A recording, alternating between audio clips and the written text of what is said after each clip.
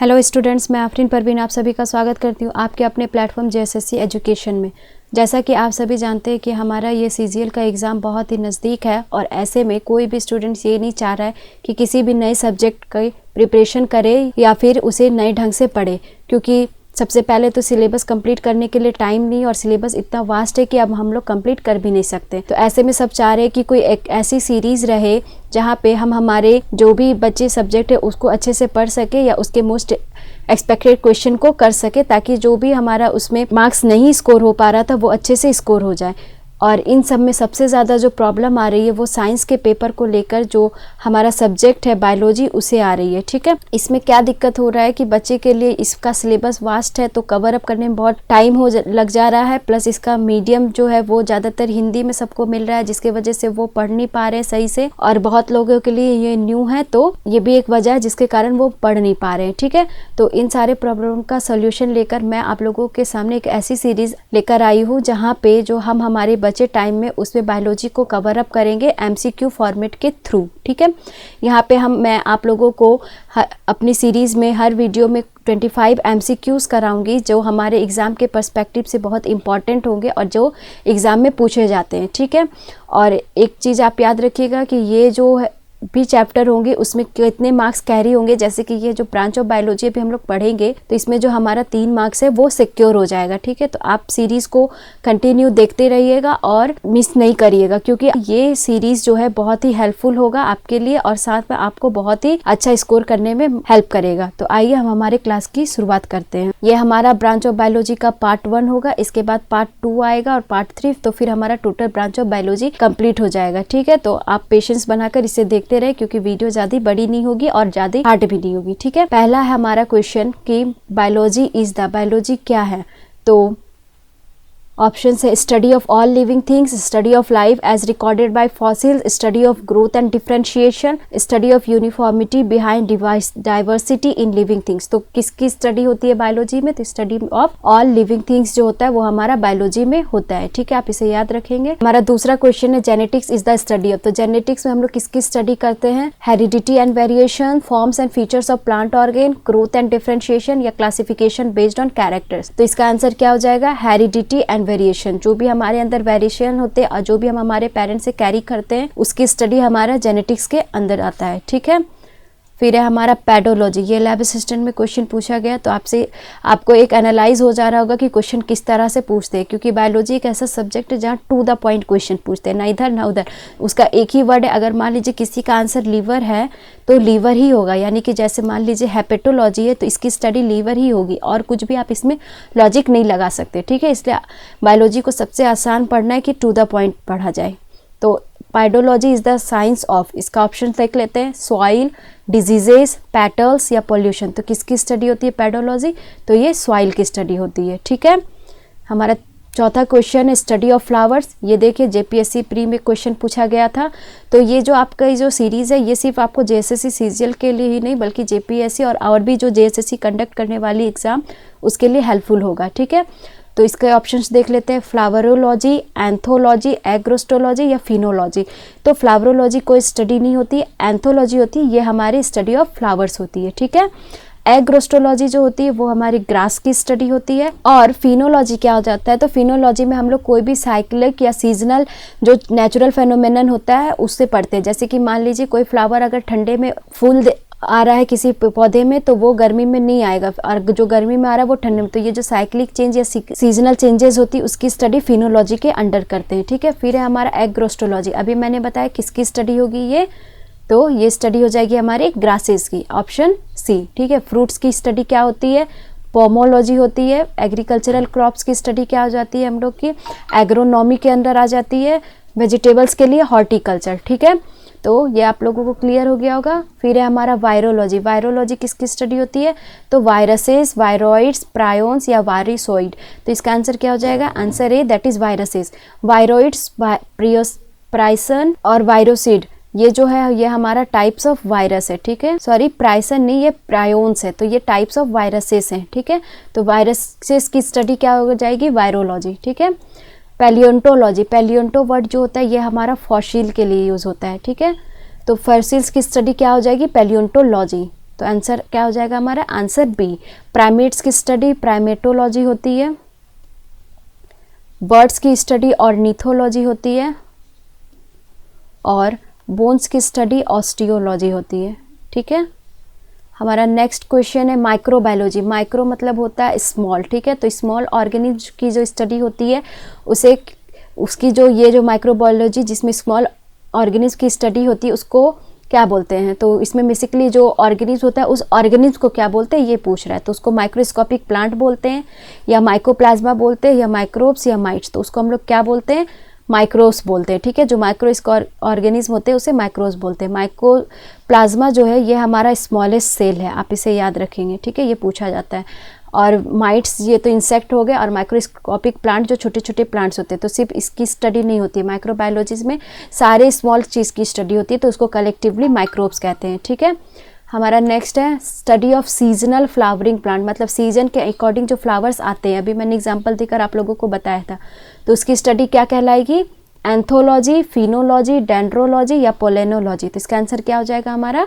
फिनोलॉजी, क्योंकि उसमें मैंने कहा था कि सीजनल या साइक्लिक चेंजेस, तो साइकिल में सीजनली फ्लावर आ रहे हैं तो ये फिनोलॉजी में, और सिर्फ फ्लावर की स्टडी होगी तो वो हमारा एंथोलॉजी के अंदर आ जाएगा। ठीक है, डेंड्रोलॉजी होता है, इसमें ट्रीज और श्रब्स के बारे में पढ़ते हैं, और पोलेनोलॉजी किसी की स्टडी नहीं होती। और एक चीज़ आप यहाँ पे याद रखिएगा कि हर्ब्स और श्रब्स में क्या अंतर होता है। ठीक है, तो हर्ब्स जो होते हैं वो 1 मीटर से ज़्यादा हाइट के प्लांट्स नहीं होते, और श्रब्स 3 मीटर्स के हाइट्स के ज़्यादा नहीं होते।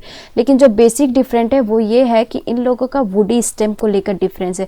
श्रब्स के जो स्टेम होते हैं, जैसे कि आपने रोज़ प्लांट देखा होगा तो थोड़ा वुडी यानी कि लकड़ी टाइप का होता है, लेकिन हर्ब्स जो होते हैं वो नहीं होते, जैसे कि आपने ग्रासेस देखे होंगे। तो ये बेसिक डिफरेंट है हर्ब्स और श्रब्स में। ठीक है, अब कोई कन्फ्यूजन नहीं रही होगी आप लोगों को। अब हमारा नेक्स्ट क्वेश्चन है माइकोलॉजी। माइकोलॉजी किसकी स्टडी होती है, एल्गी, फंगाई, फॉन्स या फॉसिल्स। तो इसका आंसर क्या हो जाएगा हमारा, फंगाई। अब आप लोग देखिए कि फंगाई का प्रोनाउंसिएशन में फॉ आता है, और एक होता है हमारा फाइकोलॉजी, राइट।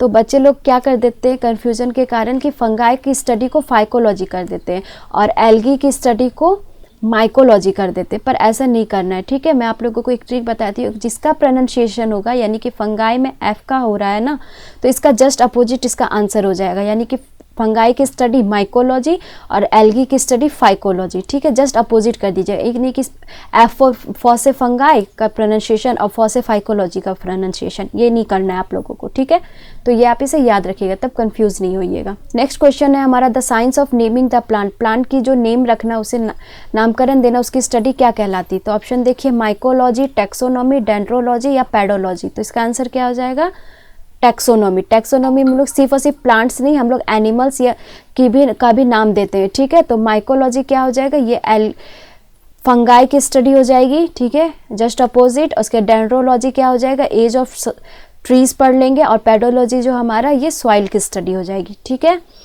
फिर ethnobotany. Ethnobotany is a branch of botany dealing with, botany का ब्रांच जहाँ पे हम लोग किसकी स्टडी करते हैं, एल्गी की, टेरेस्ट्रियल प्लांट्स की, प्रिमिटिव प्लांट्स की, या relationship between the primitive people and the plants. तो किसकी स्टडी करते हैं हम लोग, तो आंसर हो जाएगा relationship between the primitive people and plants, यानी कि जो प्रिमिटिव पीपल्स है और प्लांट्स है उसकी स्टडी इथेनोबॉटनी के अंडर आती है।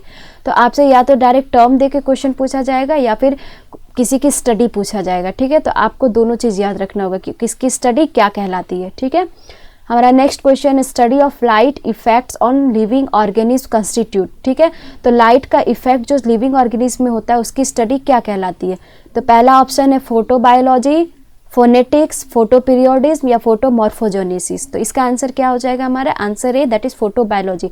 फोटो वर्ड लाइट के लिए यूज होता है, और लिविंग ऑर्गेनिज्म तो बायोलॉजी के अंडर आ जाते हैं, तो आप इसको ऐसे याद रखिएगा कि photobiology effects, light effects on living organism. Phonetics क्या हो जाता है, जो ह्यूमन स्पीच होती है ना, यानी कि हम लोग जो बोलते हैं तो उसमें जो साउंड प्रोड्यूस होता है उस साउंड की स्टडी हमारा फोनेटिक्स कहलाता है। फोटो पीरियडिज्म क्या हो जाता है कि मान लीजिए एक पूरा दिन हम लोग ले लेते हैं, उसमें जो भी सीजनल चेंज हुए ना हमारे जो ऑर्गेनिज्म है, लिविंग ऑर्गेनिज्म, उसकी स्टडी फोटो पीरियडिज्म कहलाती है। और फोटोमॉर्फोजेनेसिस क्या हो जाता है कि development process in plant in which the incident light determines the growth of plant, यानी कि एक प्लांट है और उसमें जो लाइट आ रही है उसके कारण जो इसके ग्रोथ में क्या अफेक्ट पड़ रहा है, ये फोटोमॉर्फोजेनेसिस होता है। ठीक है, हमारा नेक्स्ट क्वेश्चन है एक्सोबायोलॉजी। एक्सोबायोलॉजी के अंदर हम लोग क्या स्टडी करते हैं? अभी मैंने कहा था कि या तो टर्म दे देगा या स्टडी पूछेगा, ठीक है।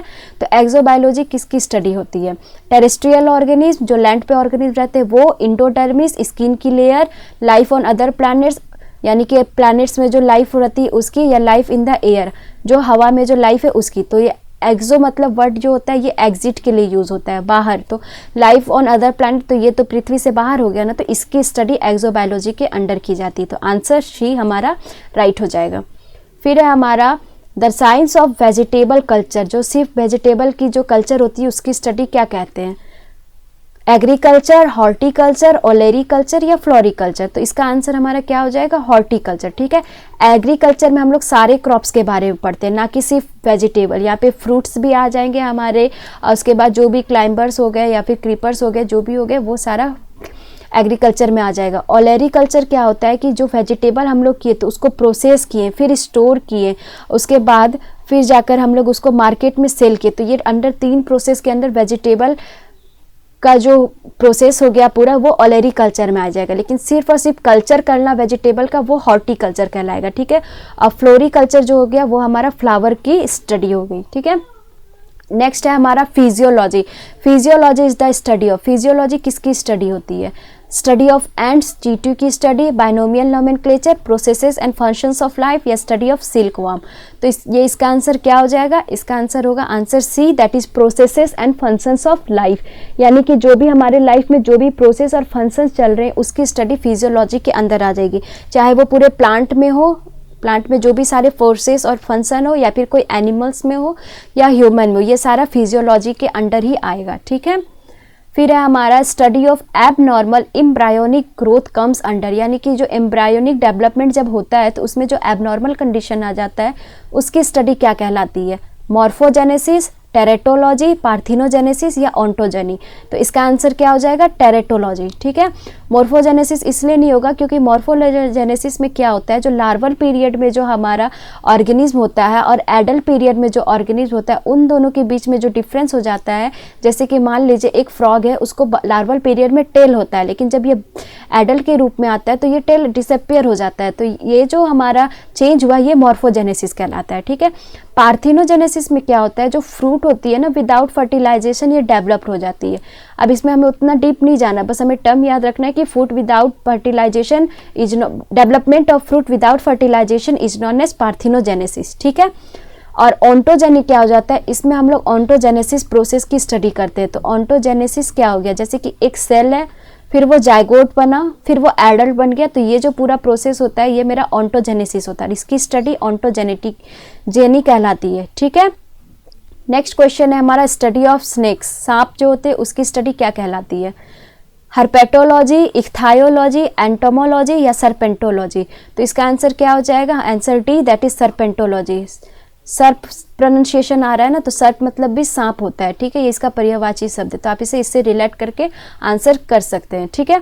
जो चीज़ नहीं याद होती है उसका सिंपली एक ट्रिक बना लीजिए या निमोनिक्स बना लीजिए, तो आप लोगों को क्लियर हो जाएगा, ठीक है।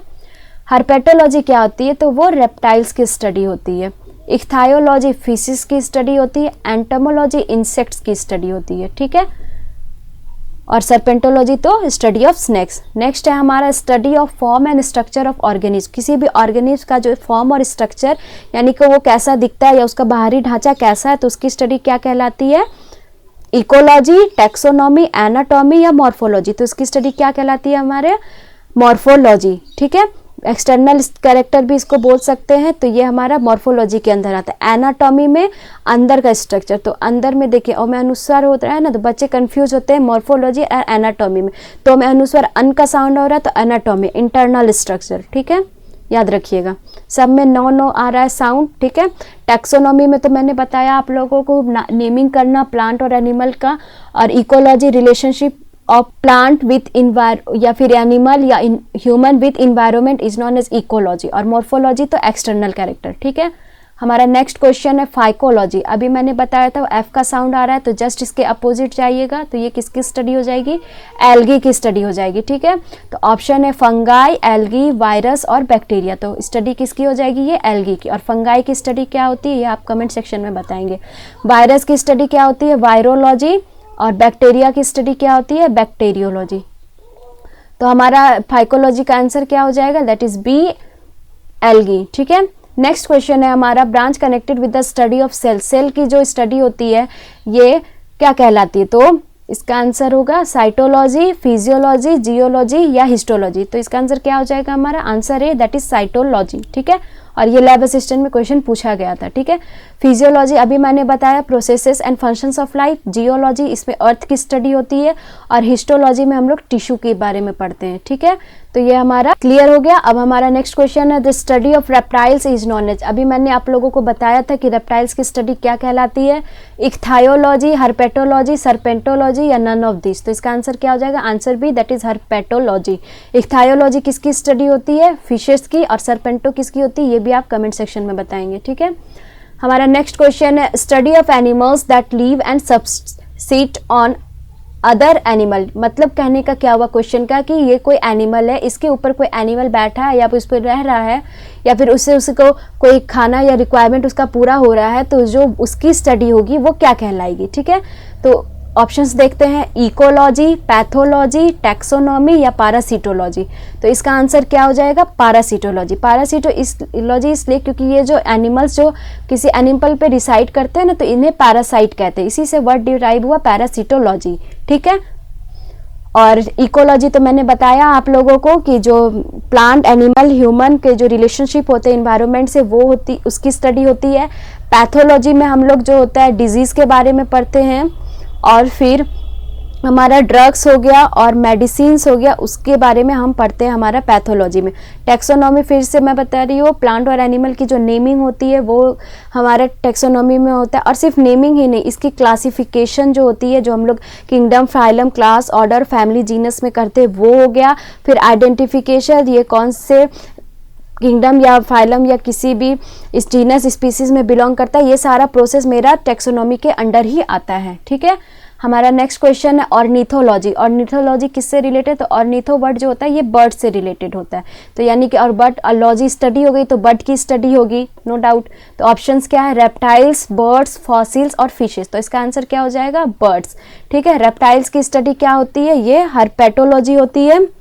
ठीक है, फिर हमारा फॉसिल्स का क्या स्टडी होता है ये भी आप कमेंट सेक्शन में बताइए। और फिश की जो स्टडी होती है इक्थायोलॉजी होती है। मैं आप लोगों को कमेंट सेक्शन में बताने के लिए इसलिए बोल रही हूँ ताकि मुझे भी पता चले कि कितने लोगों ने कंसंट्रेटली इसे पढ़ा है। ठीक है, और हमारा लास्ट क्वेश्चन है, the study of eggs of birds is termed as. यानी कि जो बर्ड्स के जो एग्स होते हैं उसकी जो स्टडी होती है उसे क्या कहा जाता है? ऑप्शंस, ओडोंटोलॉजी, ऊलॉजी, ऑस्टियोलॉजी या ऑर्निथोलॉजी। तो इसका आंसर क्या हो जाएगा? ऊलॉजी। ऊलॉजी इसलिए, ये जो ऊ वर्ड होता है ना, ये बायोलॉजी में एग के लिए यूज होता है। जैसे कि अगर आप लोगों ने ध्यान दिया होगा, ऊजेनेसिस कहीं पे पढ़ा होगा, जिनका साइंस बैकग्राउंड रहा होगा बायोलॉजी से, तो उन्होंने ऊजेनेसिस पढ़ा होगा, जहाँ पे फीमेल ओवन का डेवलपमेंट होता है, राइट। तो ये ऊ वर्ड जो होता है स्पेशली एग के लिए यूज होता है। ठीक है, और ओडोंटोलॉजी होता है ये टीथ के लिए, टीथ में जो भी डिजीज है या उसका स्ट्रक्चर पढ़ने के लिए ओडोंटोलॉजी। ऑस्टियोलॉजी बोन्स के बारे में पढ़ते हैं हम लोग। और निथोलॉजी अभी मैंने बताया था बर्ड्स के बारे में। ठीक है, तो आई होप आप लोगों को ये 25 क्वेश्चन बहुत ही इजीली वे में क्लियर हो गए होंगे और समझ में भी आ गया होगा, साथ में बहुत हद तक यहाँ पे याद भी हो गया। आप एक बार फिर से इस वीडियो को देख लीजिएगा तो ये आप लोगों के माइंड में एकदम अच्छे से बैठ जाएगा और एग्जाम में कोई कन्फ्यूजन नहीं रहेगी आंसर करने में। ठीक है, ये हमारे कुछ कोर्सेज हैं जो आप हमारे ऐप पे बाय कर सकते हैं, जो हमारा जेएसएससी एजुकेशन का ऐप है, जिसमें हमारे पेपर 3 के लिए पूरा कोर्स को रखा गया, खोटा पेपर के लिए भी है, नागपुरी पेपर के लिए, साथ में एलडीसी जो होने वाली एग्जाम है उसके लिए भी, और एक फुल लेंथ टेस्ट है जिसमें 47 चैप्टर वाइज हमारा टेस्ट रखा गया है। तो आप इसे चाहे तो बाय कर सकते हैं, और बाय करने में अगर कोई भी इंक्वायरी चाहिए तो आप इस नंबर पे कॉल कर सकते हैं। ठीक है, और ये बुक है जो हमारे उपेंद्र सर ने लिखा है, तो आप इसे खरीद सकते हैं। इसमें झारखंड के पूरे भूगोल को बहुत अच्छे ढंग से और बहुत ही वेल मैनर्ड बिहेव से बताया गया, तो आप इसे खरीद कर अपनी तैयारी को और गेयर अप कर सकते हैं। ठीक है, थैंक यू फॉर लिसनिंग। और कोई भी आपको अगर तकलीफ होगी तो आप हमारे इंक्वायरी नंबर पे कॉल करके कभी भी पूछ सकते हैं। मैं जल्द ही हमारी दूसरी सीरीज को लेकर आती हूँ। ठीक है।